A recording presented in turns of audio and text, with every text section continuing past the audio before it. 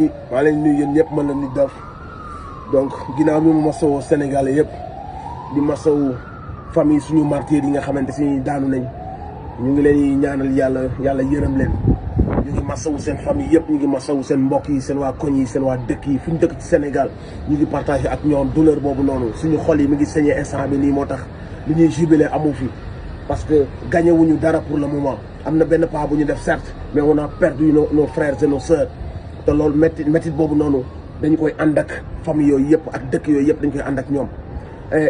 li ñu bëgg a wax nag mooy képp koo xamante si ni am nga koy gërëm, koy tàcc wala koy féliciter na nekk la jeunesse sénégalaise. La jeunesse sénégalaise, nous sommes fiers de vous. ay ndaw lii rek lañ mën a jëriñ seen réew bu leen soxlaa ngeen jug taxaw. yow aussi loolu rek nga mën a jëriñ say doom, nga xàllal leen yoon bi, nga def sacrifice pour ñoom, mooy nga jug taxaw pour ñoom. suñu doom yi ëllëg bu ñëwee dinañ xam que ni cette génération là a pris ses responsabilités, a assumé sa mission. et loolu ñu ngi leen ci simil chapeau di leen jaajëfal bu baax a baax di wax que ni lépp loo gis aussi combat boo gis dafa am ay stratégie, dafa am ay leader. ñëpp tàngoon nañ, ñëpp waxoon nañ lan mooy objectif final bi, mais ndegam ki nga xamante si nii moo doon jiite di ñu mépriser, suñu moor yi di wadd benn par benn, waxul ak ñun, faale wuñu. comme kooku bu génnee daal di def discours wàccee baatam, suñu leader yi aussi wax ñu ko ni xadar bi ñu doon demee nañ ko teggi. li ñu war a def mooy déglu leen, parce que ñoom aussi am nañ benn calendrier boo xam ne moom la ñuy tëral, te loolu mooy suite combat bi. parce que am réew aussi du ma ko jiite ci élection bu ma arrangé wul du am, il faut ma natt ko ba période bi sama popularité baaxee mooy doog a def élection. déedéet, moomu leen réew mi, calendrier yi da ngeen koy respecté. loolu mooy suite bi mooy nervi yi ngeen jënd, yi ngeen woo ñu identifier leen, reykatu nit yëpp ñu identifier leen, ñoom ñëpp ñu fay. otage politique yi ngeen yëpp kaso ngeen bàyyi leen sans condition. tëral nañ calendrier bi, ñun ñëpp nañ tënku ci calendrier bi, parce que dégg ngeen ñu ne dañ ñuy woowaat manifestation. bu ñu woowaatee manifestation na mën leen ni c'était le premier jour. c'est ça la suite du combat. ñi ko comprendre dañuy foog ni tey dañoo waroon génnaat suba ñu génnaat. déedéet,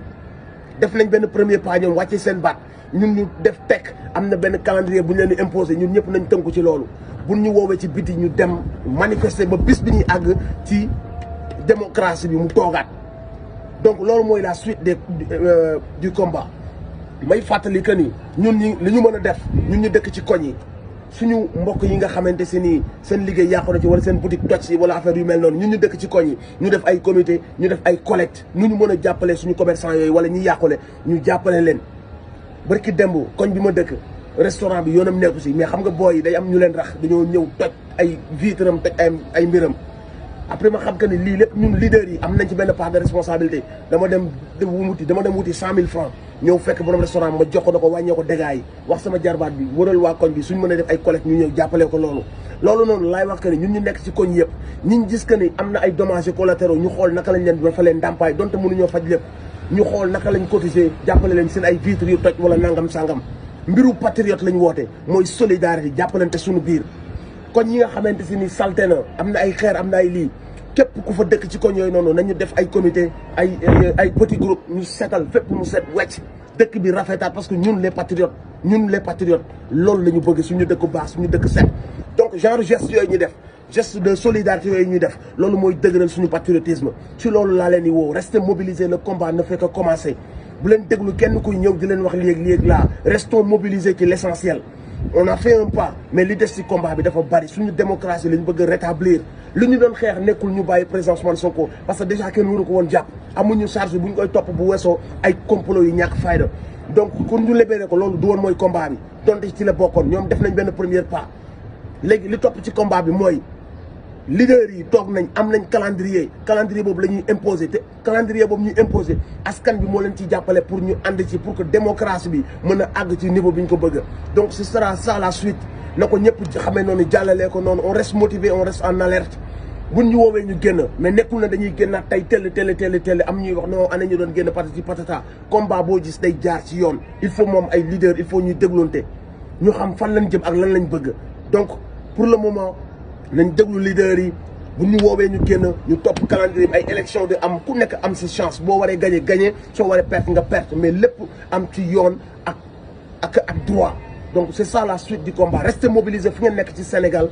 et comme ni ma leen ko waxee rek, restons solidaires. nañu def ay gestes yoo xam ne day dëgëral suñu patriotisme. mooy jàppale ñi yàqule, def ay collecte, def ay xam nga ku nekk 1000 francs 5000 10 000 waa ji naroon jënd vitre te moom la ñu yàqal magasin yéen ngeen defal ko nga xam si amoon na naqar mais au moins waa koñ bi ñëw nañ defal ko kolo mu defaraat ay vitre am ñun ñëpp bu ñu dee geste yu mel noonu dina tax ëllëg dañuy légitime suñu waxee booy wàcc leen ci mbedd yi dañuy légitime parce que dañuy xam que ni ñun defuñu ay affaire u délinquant defuñu ay affaire u agresseur ay affaire u borom bopp lañu ay nit yu gëm seen réew donc maa ngi koy digal yéen ñu nekk ci Sénégal bi yëpp surtout ci Dakar fépp fu am ay dégâts xool leen naka ngeen ci mën a kolo jàppale ñi am ay dégâts donte mun leen def lépp ngeen def geste boo xamante ni dina leen soulager loolu la ñu woowee patriote ci loolu la ñu leen di woo mooy gëm suñu réew jàppale suñu réew defar suñu réew mais nag xeex injustice mooy la première chose à faire injustice fu mu am dara du dox xeex justice nag justice bu xasee ba am lépp day ñëw rek rouler sur les rails donc na ko ñëpp xamee noonu ñu ngi big up toute la jeunesse encore une fois ginnaaw bu ñu bigabee suñu yaay yi ñu taxawu jigéen yi ñu taxawu suñu sëriñ si kilifa diine yi amuñ seen fay ñu ngi leen di ñaanal ngeen yàgg fi te wér mais ñu ngi big up surtout la jeunesse sénégalaise diaspora bi fu ngeen mënta nekk mais vraiment la jeunesse sénégalaise xam leen ni représenté ngeen seen drapeau représenté ngeen seen réew te xam leen que ni nii rek lañ mën a amee suñu liberté le combat ne fait que commencer rester en alerte déglu leen su leen gars yi woowaatee ngeen génn. su dee rek dañuy ŋàññi ñi fi ne ba jëlee leen fi ñëw def la ñu defoon wala lu ko yées defe naa bu au bout du compte peuple bi mooy mujj génn ci ñun ñëpp. kon loolu ci lu jëm ci ñun la nga la waay nañ ci góorgóorlu ma yokk ci benn poñ la ma ciy waxtaan bëri na trop waaye dafa fekk. li tubaab di wax machiavélisme ñu bëgg a utiliser yenn yi à des fins strictement politiques may sànni ay kàddu jëmale ko ci Casamance une dernière fois samay mbokk lay waxal wala lenn ci samay mbokk ndax yàlla may na ma bokk fépp ak lu nit mënoon jàpp ba tax nga jël ngàndaay dugg ci àll bi jàpp ni dañ laa xeeb jàpp ni dañ laa boolewul jàpp ni citoyen de seconde zone nga boo xoolee li xew tey ci Sénégal di nga xam ne loolu amut ndax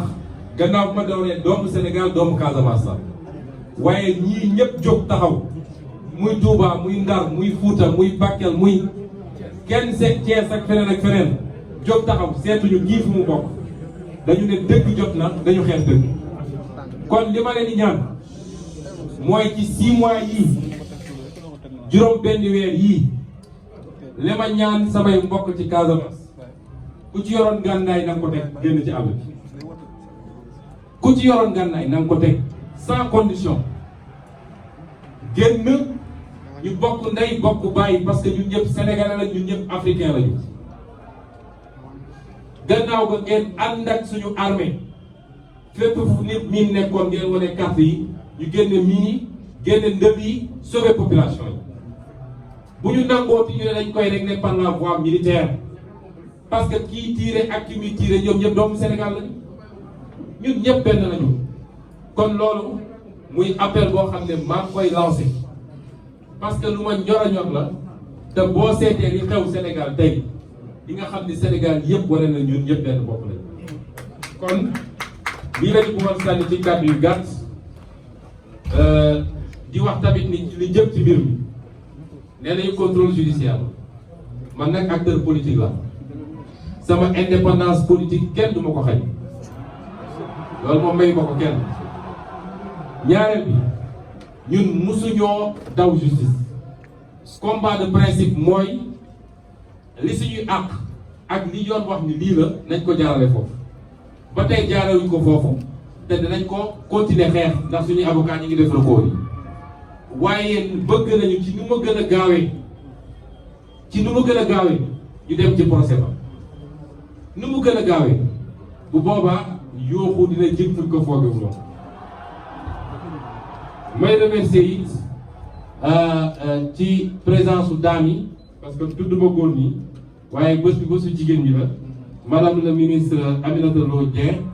di ko remercier bu baax ci présence am ak ci taxawaayam ci combat bi ndax ci bi mbir mi commencé rek la daw si kër ga.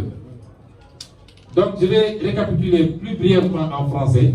dafa légitime parce que dafa am loo xam ne mënatuñu ko seetaan ba mu wëy dañ ko bàyyi ba mu àgg ci dañ koy tas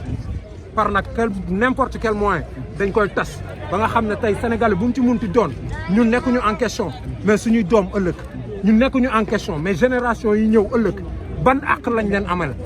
lan mooy suñu devoir par rapport ak génération yi ñëw ëllëg te mu war a alerter sénégalais bu mu munti doon mu bàyyi xel bu baax a baax choix bu mu mënti def comportement bu mu mën a adopté nous sommes tous alertés autour de l'essentiel te pour man toll nañu foo xam ne sénégalais mënatul toog ci néegam ne concerné parce qu'on est tous concernés looloo tax gars yi génn c'est Madzo bu RBS School di support le peuple sénégalais génn taxaw parce que ñun ñooy le peuple sénégalais. Merci.